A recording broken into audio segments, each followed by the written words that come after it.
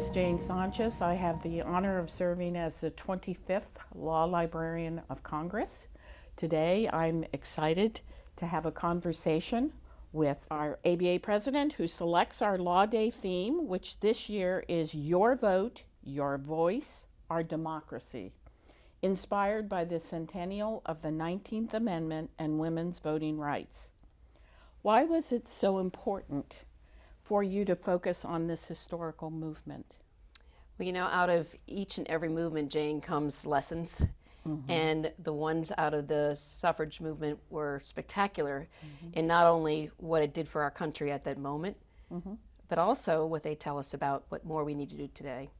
Right. So having that moment of Law Day to celebrate the courage of the suffragists, but also to be able to learn from them and apply those lessons to the challenges we face for voting rights and voting registration and so much more in our democracy was something we couldn't pass up. And the American Bar Association has long been about civics education, and so we thought this was the perfect time to really bring focus to that. That's great. Thank you. What has struck you most about the efforts of women who led or participated in the movement? What lessons should we take from the suffrage movement? Sheer grit, determination, the courage to bring forth what they knew was right, the notion that even if they hit hurdles, they would pick themselves up with a sense of resilience and commitment to their goal. And remember that their goal ended up meaning that it was what they accomplished was the largest expansion of democracy in the history of our country.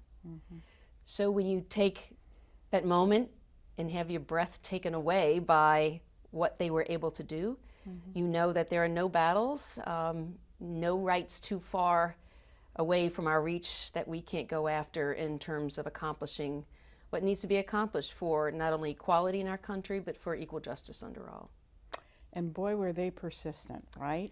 How many years was it? 70, 90 years? And by different counts of different efforts. And you know, it's important to remember that their battle, their collaboration among themselves was not always perfect. Right. And sometimes it suffered from things we see today like racism, like fear of being called out or stigmatized because they were taking on these battles.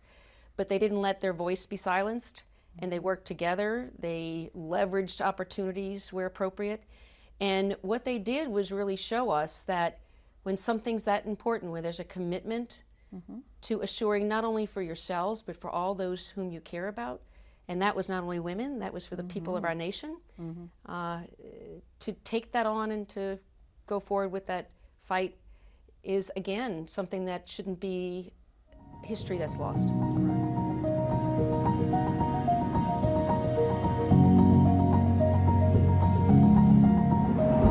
Shall not be denied. So it's the actual wording from the amendment itself, and the subtitle we used, "Women Fight for the Vote," is expressing a key concept that we wanted people to leave here with. Not that women were given or granted the right to vote. You often see that, but no, they had to fight for it. And nobody leaves this exhibit without a better understanding of just how hard that fight was. So we are trying to make clear that 1920 was an incredibly important moment where the franchise was extended for many women, but there were still challenges afterwards. Yeah, I think telling the story accurately is as important as telling the story. Yes. And I know this exhibit does that, so it brings us all great pride.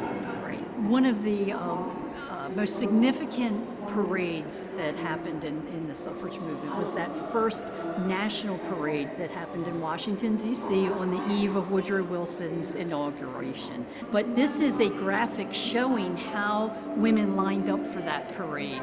And I think you'll enjoy looking at just how closely in line the librarians and the lawyers. The lawyers and librarians, very good. Next to the band. That's right. And I must tell you, as someone born and raised in New Orleans, I know all about parades, and this looks like a very impactful one. It looks like a very powerful one. It was. There was much like other episodes throughout the movement. There was some tension. It was fraught in terms of how much African American women right. would be encouraged to participate or not, and that's a story that we talk about in the exhibit as well. But this people like, because they sort of see how each group lined up. There were multiple floats, many bands. It was quite the spectacle. It's most known in some ways, though, for what happened afterwards. As the women began to march, it started out very, very nicely. The mood was good.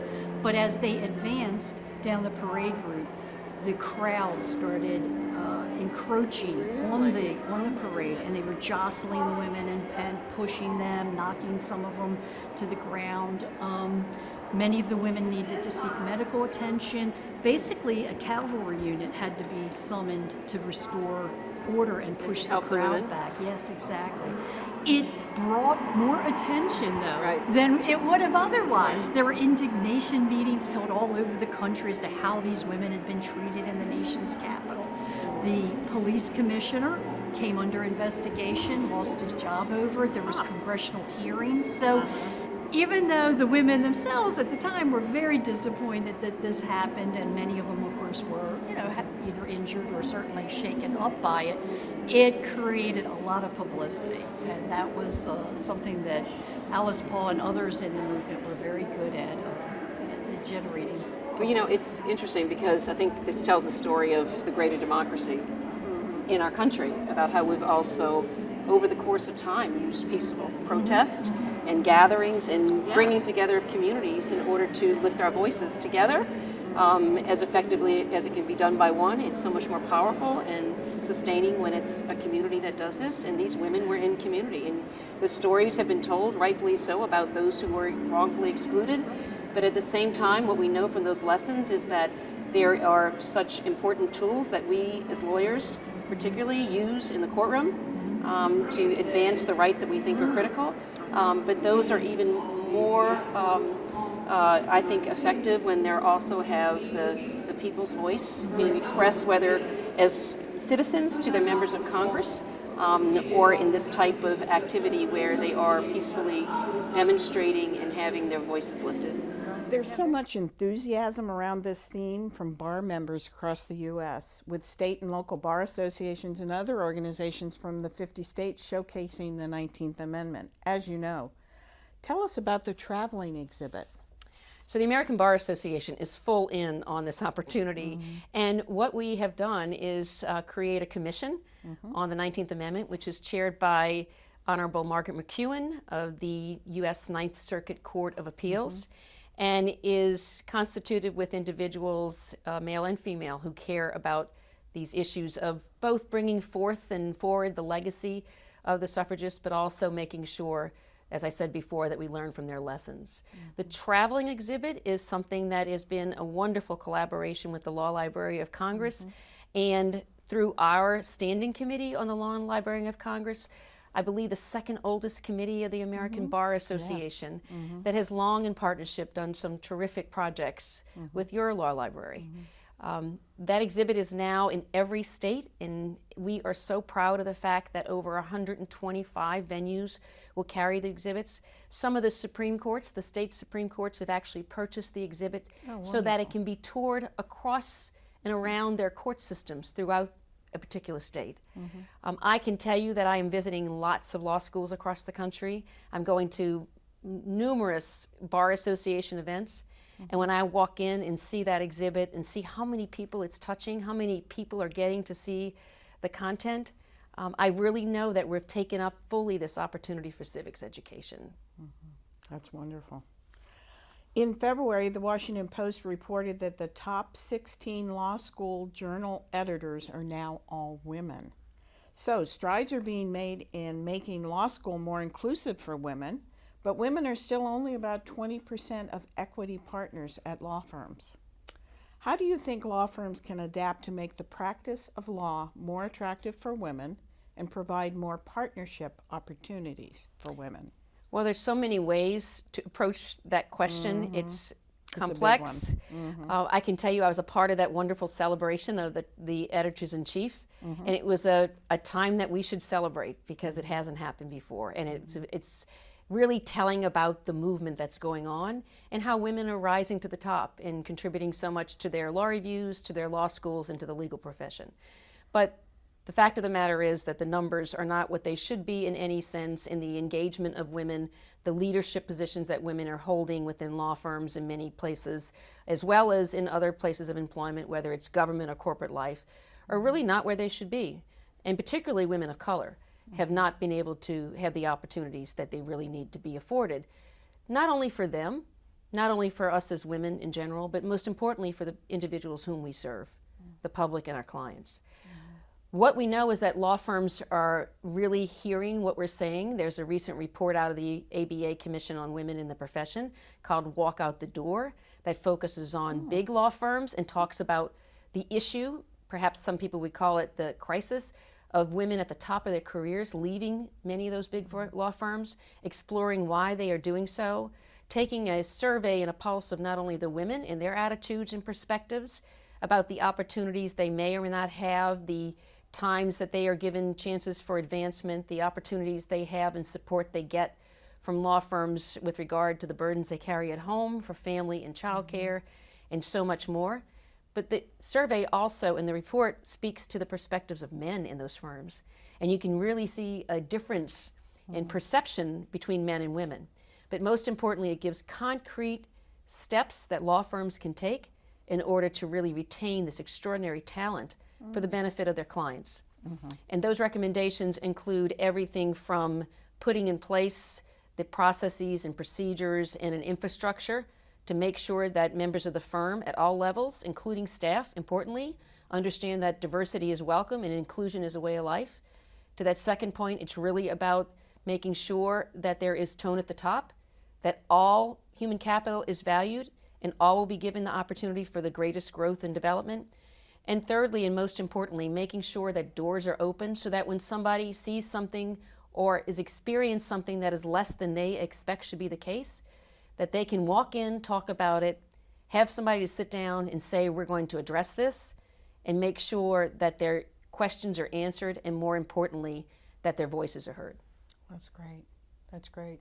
You know, I heard Nancy Pelosi the other day she was asked about being the most powerful woman in the U.S., and she actually said, I find that very sad that I am the most powerful woman in the Congress. She said, I wish there were more women who were at my level and or higher. And I thought that was so touching that she has such a perspective about who she is and where we still are as a nation. Well, I truly believe in an approach to life and an approach to a professional career of no ladders up. Right. Which means that if you are a woman or a man or an individual who is one of our LGBTQ colleagues or a person of color, and you have made it to at least a place where you've had any level of success, any level of getting part of your dream fulfilled, that you have to take a no ladders up approach. And that means leaving no one behind. Right. That means not leaving in any sense our multicultural sisters behind, never leaving behind our colleagues with disabilities or different abilities, and always embracing and bringing forward with us our LGBTQ colleagues. And it is when we bring all that talent and commitment to the table that we as a profession will really achieve what we want to achieve in terms of service to our clients and the public. There may Do you know how many women marched that day? Again, hey, we know that protests are always controversial, the counting of them. Anywhere from 5,000 to 8,000 women. Wow. Yeah, so it was a big turnout for 1913. Right. And I think importantly, it's not only what they did on that certain day. Right. It's the stories they went back and told in their own towns and villages and communities and cities. It's what they told their daughters and their sons about what this meant to them to be a part of this. It's about what they told their politicians about what they needed to pay attention to, because women were coming together for something really big and important to our democracy. So the start of the march is always exciting, and the march itself, but it's really more about what happens post-march, to your point earlier. Exactly. And that's one of the things that also comes out in this display is that women could unite for a single purpose, the suffrage, but the reasons were different, and they would come together and then they would break apart over disagreements on strategy or tactics. I mean, there were many women that thought suffrage should be achieved at the state level, and there were some longtime suffragists, particularly from the South, that actually up at the very end opposed ratification of the 19th Amendment because they saw that as an affront to states' rights, even though they had devoted much of their lives to fighting for exactly. Right. So it's a very complicated movement, and so it was kind of I think that was one of the things that was so challenging about this exhibit, was to try to give as sweeping overview of it as possible, but be sure to touch on some of both the personalities, the personal stories, but also some of the setbacks and the challenges and the kind of the continuation of the fight. Well, that's To tell the real story. right? To tell the real That's story. right. No, and that's why the American Bar Association and our standing committee on the Law Library of Congress is so excited about this partnership, this collaboration, because you have the facts for us to be able to help tell the story in classrooms and in community squares and in public libraries across the country, as lawyers can do and others who join us. If you had to choose just one thing to accomplish during your tenure, which I'm sure you have, as president of the American Bar Association, what would that be? You know, I think as lawyers, we are public citizens, as the model rules of professional conduct tell us. And because of that role as public citizens, we have so much more of a greater duty than only the important duty of serving our clients on a regular basis and daily basis. So in that role of public citizen, I think what it calls upon us to do is to educate our profession in terms of how they can be better through competency and greater skills building, as well as ethics and so much more, looking at innovations, how we can take upon reforms, regulatory or otherwise, that in fact will help in the delivery of services to clients. But I also think it means educating the public. And at this moment in time, I can think of no greater contribution for lawyers to make to the public, to our nation and well beyond, than to help the public understand their role in our democracy, help them understand the importance of learning and civics education as a lifelong journey, helping young people in schools understand about the values that we have in this nation, of the role of citizens and so many more in bringing forth the best of our nation. And frankly, as Chief Justice Roberts just talked about in his annual report on the state of the federal judiciary, taking an active role in civics education so that we can really stress the importance of judicial independence. We can talk about due process. We can talk about the roles of the three co-equal branches of government and do so much more to support our democracy. You know, related to that, recently we had the Supreme Court Fellows. They have a celebration at the end of each year. And Associate Justice Gorsuch announced in his conversation that more people know the three names of the three stooges than the three branches of government in the U.S. How sad is that? Well, the American Bar Association will release this spring around Law Day, which is May 1, its second annual American Civics Survey. Last year it gave us quite similar data on what people didn't know. For instance, not understanding that non-citizens who are in this country have rights of freedom of speech. Right. Not necessarily knowing any of the either the Chief Justice or any of the other names, so many people. And also just not understanding fully their roles in our democracy, as I said before. That survey and that report is a tool that we hope will spur conversations in schools, in community centers, in public libraries, and in coffee shops, and most importantly around dinner tables across the country, so that there will be a greater understanding of the roles that we each play in our country.